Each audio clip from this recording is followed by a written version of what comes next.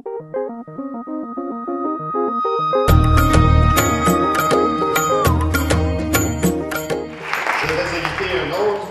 de l'année 2007-2008. Biz, auteur, compositeur, interprète, membre du groupe Loco Locas, qu'on apprécie beaucoup, qui est membre à vie et qui va venir nous donner, je crois, un électrochoc. Biz. Bon.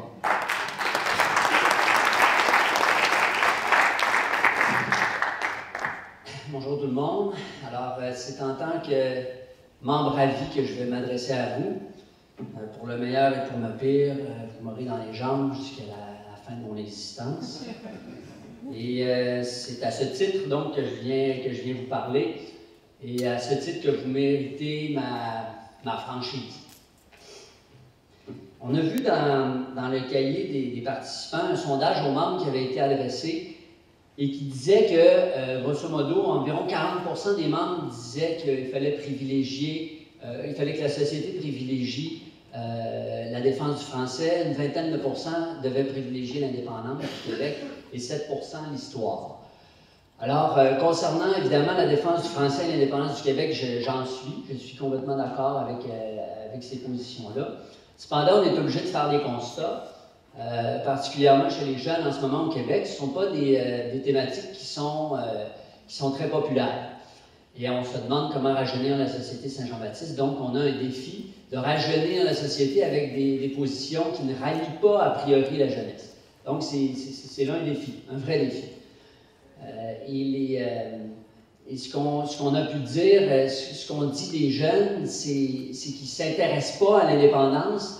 Moi, je vais dans les écoles assez pour savoir qu'a priori, ils ne sont pas contre, mais ils demandent à être convaincus. Et ils demandent à être convaincus avec d'autres arguments qu'il faut sauver la race canadienne-française. Surtout quand on va dans des écoles où il y a des jeunes de provenance de toutes sortes de pays. Donc, ils ne sont pas, contrairement à ce que la presse, par exemple, peut laisser croire, ils ne sont pas contre l'indépendance. Ils demandent à être convaincus par des nouveaux visages avec des nouveaux argumentaires. Même chose pour la langue. À tort ou à raison, les jeunes Québécois se considèrent comme complètement décolonisés et ils n'ont plus de complexe par rapport à l'anglais. Encore là, à tort ou à raison. Cependant, le propre du colonisé, c'est de ne pas subir le poids des chaînes. C'est pas parce que tu n'entends plus le poids de tes chaînes que tu en es libéré nécessairement.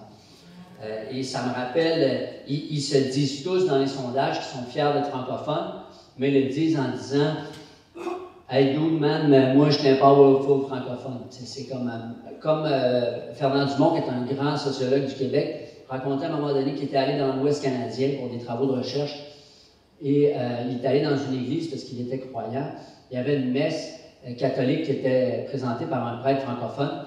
Le prêtre francophone avait reconnu à l'arrière des métis francophones, des métis de l'Ouest originellement francophones, mais qui parlaient tous anglais. Et il leur dit en anglais, si vous voulez, messieurs, sachant qu'ils étaient anglophones, il y a une messe anglophone plus tard. Donc, je vous invite à revenir à cette messe-là si vous voulez la comprendre. Il y en a un qui se lève courroucé puis qui dit « Hey, we are French Canadians ».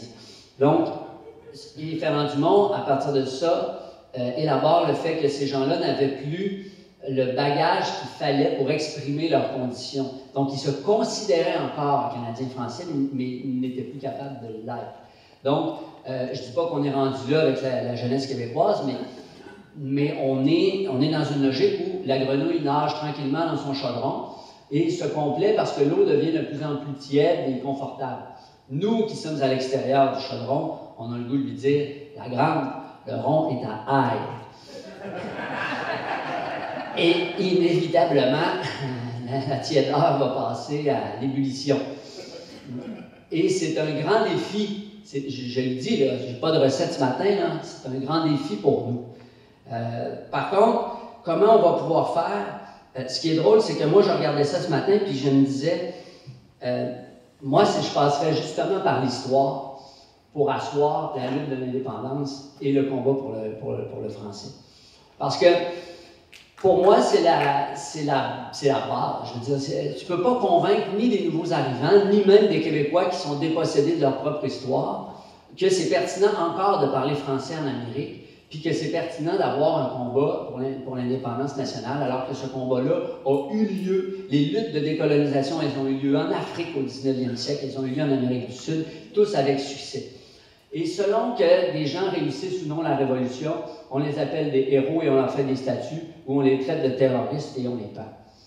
Donc, et nous, nos révolutionnaires, ce sont des patriotes, ce sont des felkistes, on les a pendus et on les a traités de terroristes parce qu'ils n'ont pas réussi leur révolution. Alors qu'à Cuba ou dans n'importe quel pays du monde, ils ont des statuts puis on les vénère dans les aéroports et partout. Donc, pour moi, il y a... On ne peut pas non plus passer à côté de l'histoire parce que l'histoire, dans une automobile, le pare-brise est beaucoup plus grand que le rétroviseur. C'est normal parce qu'on regarde en avant quand on conduit. Sauf que quand on n'a pas de rétroviseur, on n'a aucune perspective du trafic et c'est très difficile de se diriger dans la circulation. Pour moi, l'histoire, c'est le rétroviseur d'une nation. Ça ne veut pas dire qu'il faut toujours avoir le regard derrière vers le passé. Ça veut dire que de temps en temps, pour se situer dans le présent et se projeter dans l'avenir, il faut qu'on jette un coup d'œil dans le rétroviseur. Et ça, pour moi, ça m'apparaît fondamental. Quand on sort dans la rue avec les drapeaux des patriotes, il ne faut pas oublier qu'il y a le 3/4 des Québécois qui se demandent qu'est-ce que le drapeau de la Hongrie fait là. Ou un drapeau italien à l'envers. Alors, il n'a aucun sens, ce drapeau-là, pour qui n'est pas au courant des luttes qui ont eu lieu sur ce territoire-là avant nous autres. Et il faut donc repartir de ça. De même qu'en des temps où on parle beaucoup de laïcité, pas seulement au Québec, à la grandeur du globe et à la grandeur de l'Occident, il faut absolument rappeler quel était le projet des Patriotes, qui était un projet républicain. Et je ne parle pas de républicain dans le sens de George Bush, là, je parle de la République, d'une République laïque. Ce projet-là était résolument moderne, 150 ans avant l'heure. Il faut s'y rattacher pour mieux propulser, pour dire, il y a des gens qui réfléchissent à ces questions-là. C'est pas juste la CAQ qui voulait faire gonfler son électorat, qui a décidé de parler de laïcité. C'est comme il y a des gens qui l'ont pensé bien avant ce qui nous arrive maintenant. Et ce projet-là de République laïque, il est, à mon avis, profondément moderne et ancré dans une histoire qui nous échappe complètement. Par rapport à l'histoire aussi, pour relever le défi dont je parlais, intéresser les jeunes, notamment les gens de l'immigration aussi, aux missions de la Société Saint-Jean-Baptiste, il va falloir quelque chose qui n'est pas beaucoup employé chez nous. Il va falloir de l'audace. Il va falloir renouveler le discours et en renouveler la forme. Trop souvent, la Société Saint-Jean-Baptiste est associée publiquement à une organisation vindicative de chialeux professionnels. Et puis je dis nous, là, parce que je suis membre à vie, là, donc je m'inclus là-dedans. Et quand on disait tout à l'heure qu'il faut passer à la télévision, si on ne maîtrise pas le messager, puis si on ne contrôle pas celui qui contrôle le message, ça ne donne rien de passer à la télévision. Ça ne donne rien de passer à la télévision, ce n'est pour être ridiculisé en boucle avec un extrait hors contexte. Ça ne donne rien de passer à la télévision si on n'a pas un porte-parole crédible et articulé qui va complètement saboter le message. Donc, on n'est pas, à mon avis, on doit aller au-devant de qu'est-ce qui se passe quand on veut, par exemple, quand il y a une attaque sur la loi 101. Bien, je trouve qu'il y a quelque chose dans la Société Saint-Jean-Baptiste, puis encore aujourd'hui, ce matin, je le constate, de ronronnant. C'est-à-dire qu'on est toujours en train de réfléchir de la même façon. On pense toujours à l'intérieur de la même boîte. Or, pour réussir ce qui n'a jamais été réussi, il faut faire ce qui n'a jamais été fait. Ça, là, ça donne les mêmes causes vont inévitablement produire les mêmes effets. Donc, à un moment donné, puis je salue l'initiative de Maxime, qui nous offre l'occasion justement de penser nos problèmes en dehors d'un cadre. En dehors d'un cadre qui, pour nous, est sécurisant, parce que ça fait 180 ans qu'on défend la langue, qu'on promouvoit l'indépendance. La donne, elle a changé. On ne peut pas faire abstraction maintenant qu'il y a des jeunes dans nos écoles qui viennent d'ailleurs. Comment relier notre combat au leur, à celui de leurs ancêtres, à eux, dans leur pays d'origine? Il faut être capable de faire ces liens-là. Si on ne les fait pas, on va rester entre nous des vieilles barbes vieillissantes. Je le dis parce que je suis de plus en plus vieux et que j'ai une barbe. C'est pour le théâtre, par exemple, mais... Ben oui, elle a blanchi, c'est sûr. Mais la guerre de Troie, mesdames et messieurs, la guerre de Troie a été gagnée avec la sagesse du vieux Nestor. la fougue du jeune Achille, l'audace d'Ulysse et la puissance d'Athéna. Or, je regarde ici ce matin, des vieux Nestors, on en a en masse. Tant mieux. Des vieux généraux, couturés de cicatrices, ça n'en prend dans une armée. Mais on manque de Nestor, on manque d'Achille, on manque d'Achille, on manque d'Ulysse et on manque d'Athéna. On manque de jeunes soldats. Maxime en est un, bravo. Madame Fournier en est une, bravo. On manque de Ulysse, qui lui a eu l'idée d'introduire le cheval de Troie. C'est sa stratégie à lui. On manque de stratèges, de nouvelles idées. Et on manque d'Athéna, on manque de filles. Ça nous prend des filles. Parce que les filles, pas pour avoir des filles puis des talons hauts, ça prend des filles parce que les filles, c'est la moitié de l'humanité, la moitié du Québec, et on n'a pas le luxe de se passer de la moitié du Québec dans notre lieu.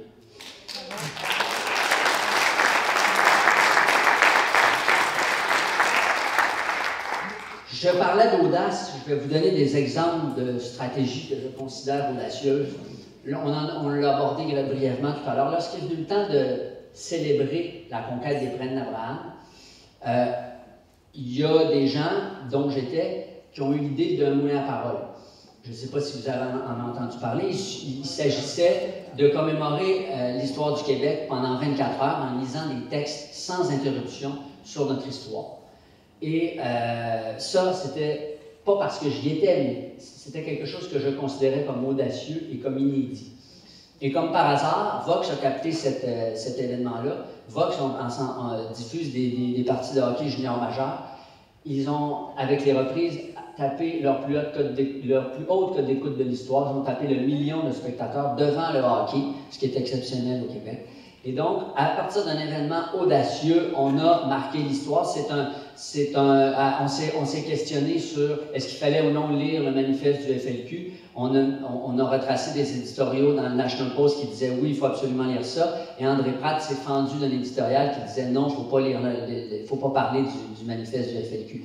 Or, on en a tellement parlé qu'on s'est rendu compte à quel point c'était une partie importante de notre histoire qu'on ne pouvait pas l'occulter. Pas plus que si on faisait un moulin à parole sur les États-Unis, on pourrait occulter l'esclavage, le Ku Klux Klan, l'assassinat de Lincoln. L'histoire, elle avance avec une grande hache et on ne peut pas en occulter la violence. Et donc, dans ce sens-là, on était dans une dynamique audacieuse parce qu'on a dit on va prendre la parole pendant 24 heures au lieu de commémorer en lançant des pétards avec des fusils. Et ça, c'était quelque chose d'audacieux. Parallèlement à ça, il y a des gens qui avaient organisé, encore une fois, une marche. Donc, on partait de... Puis, peut-être qu'il y en a parmi vous qui l'organisiez, cette marche-là, ou qui en était.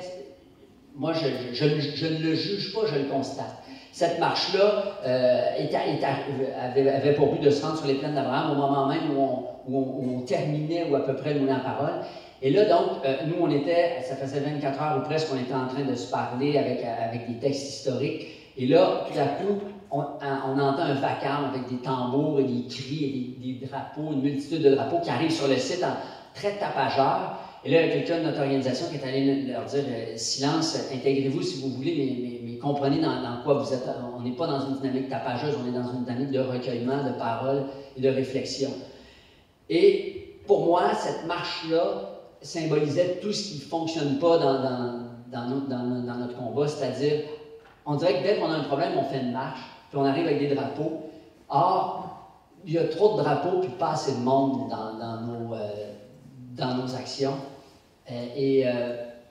Moi, je trouvais qu'un moulin à parole sur lequel il n'y avait aucun drapeau était plus puissant, plus pesant, plus pérenne qu'une trolley de personnes qui arrivent en hurlant avec des drapeaux du Québec. Et d'ailleurs, c'était très malheureux parce que cet événement-là a été kidnappé, si on peut dire, par les drapeaux, parce qu'après ça, toutes les photos qui avaient lieu, c'était un rassemblement de fleurs de lysée, et dans les journaux, on titrait une messe péquiste. Alors que c'était absolument pas ça, à l'origine, l'idée du moulin à parole, c'était de redonner gratuitement l'histoire à tous les citoyens du Québec, sans aucune connotation politique. Et cet événement-là avait été noyauté par des drapeaux qui avaient kidnappé et détourné l'événement. Pas avec de la mauvaise volonté, puis j'en veux pas à personne, je constate simplement aussi que des fois, on est plus subtil quand on range nos drapeaux, puis quand on réfléchit, puis quand on change notre discours, puis notre façon de voir les choses. Ceci dit, sur mon balcon, j'ai un drapeau du Québec. C'est le drapeau dont je suis le plus fier, que je trouve le plus beau. Mais des fois, quand on aime sa blonde, c'est bon de s'en ennuyer un peu.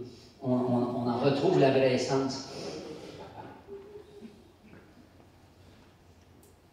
Puis souvent, quand on fait des marches, ben, on sort pour fêter les Patriotes, puis on fait une marche, mais une marche à 50 personnes qui est relayée dans la télévision avec une marche pleine de calvitie où il y a des trous. Une petite marche affaiblit l'idée qu'elle doit défendre. Donc, des fois, on est mieux de ne pas sortir marcher si on est juste 10, parce qu'on annonce au monde notre faiblesse. Donc, quand je dis qu'il faut être Ulysse, il faut être stratège, il faut être tacticien, peut-être qu'on est mieux de réfléchir pendant 2 ans sur une lettre ouverte qui va être diffusée sur les plateformes,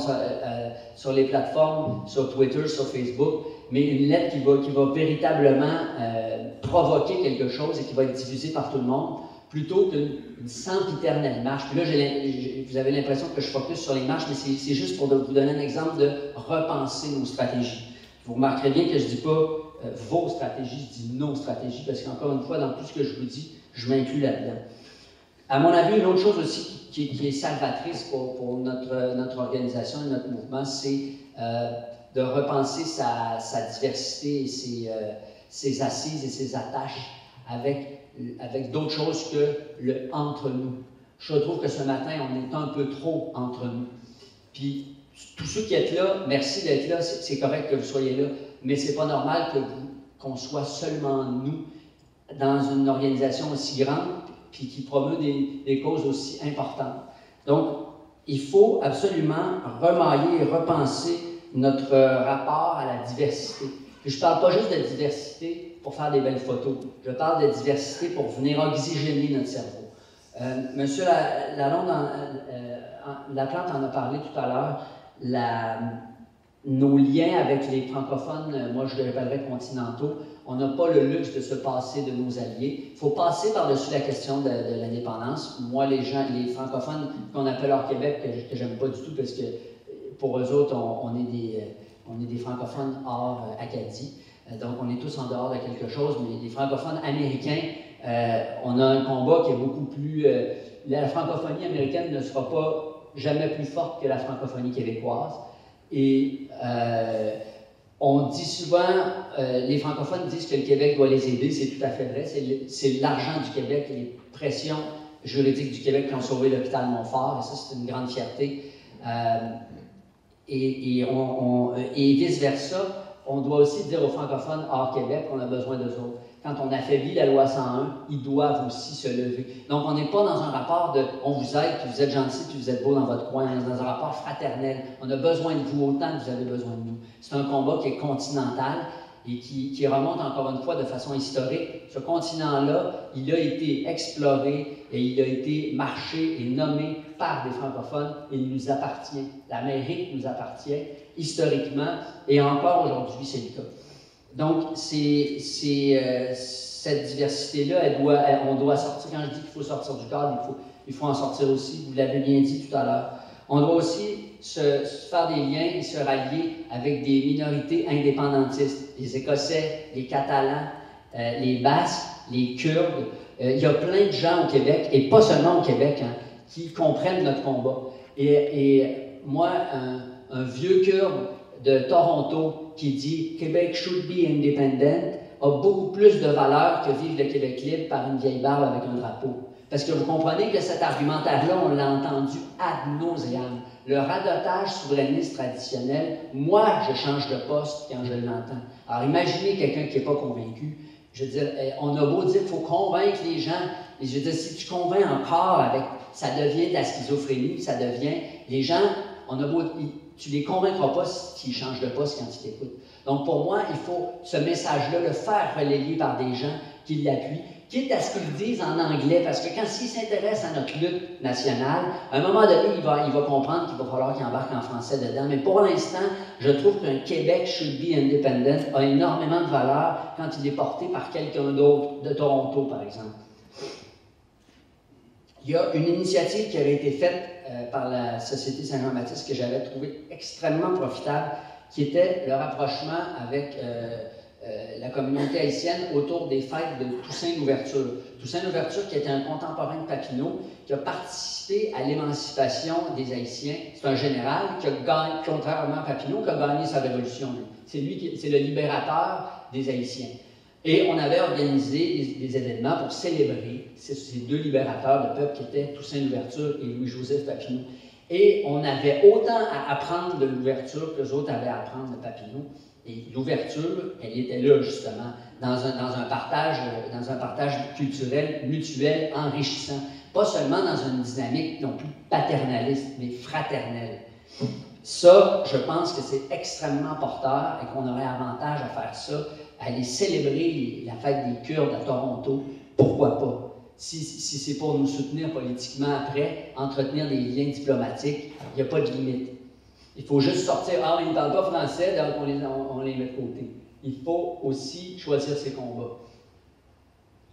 Et en terminant, à mon avis, des gens avec qui on doit impérativement tisser des liens, et je suis très content que ça ait été évoqué en début de journée, ce sont les Premières Nations du Québec, parce que, rappelons-nous, et à ce sujet-là, je vous invite à lire le livre « Le rêve de Champlain », qui est un livre extraordinaire qui, moi, a modifié carrément ma vision d'identité québécoise, qui replace Champlain dans une perspective évidemment colonialiste, mais qui était absolument différente de celle des Espagnols et des Anglais en Amérique, où il ne s'agissait pas d'exterminer ou d'exploiter les Premières Nations, mais bien de vivre en collaboration avec eux autres.